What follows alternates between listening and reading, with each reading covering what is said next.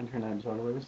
My name is Warren Hammond, and these are just a few thoughts about Chris Taby's 512 tutorial, and in particular, the bit about the practice pyramid. I just wanted to add a few thoughts of my own to what he already said. First off, I think the practice pyramid is the best way to practice, um, and you'll see the quickest and most stress-free results with this practice method. So what I wanted to add is that I focus on a different thing at each level of the pyramid. So what I do with the bottom level, I guess the lowest number of throws and catches, is I make sure that that's a first off I make sure that's a number of throw and catches that I can do every time, practically, perfectly. And what I use this level to do is to say, okay, I know I can do this every single time. What is my body doing? Um, what are my shoulders doing? Are my shoulders even with each other? Uh, which direction are my wrists pointed? How are my arms angled? Is my back straight? Am I leaning forward or backward? Am I balanced? Things like that. Um,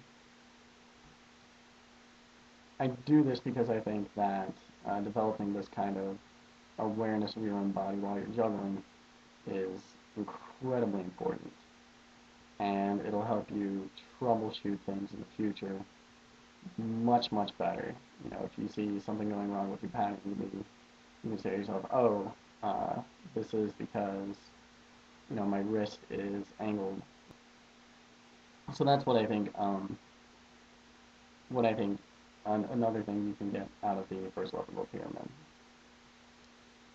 In the second level, or kind of the middle levels, what I do is I try and focus maybe on some of those aspects of uh, my form that I picked up in the first level.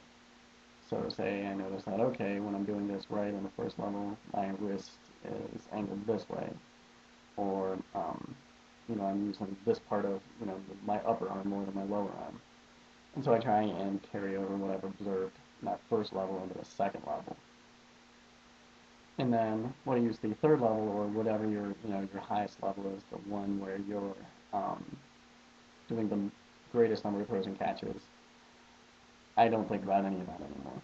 I just try to get the longest. I just try to make it through that run, because really that's the point that you want to get to. Is that muscle memory, that ability to just rack out 5 clubs whenever you want, without even having to think about it. So yeah, those are just my additional thoughts. Take it or leave it. It's helped me a lot.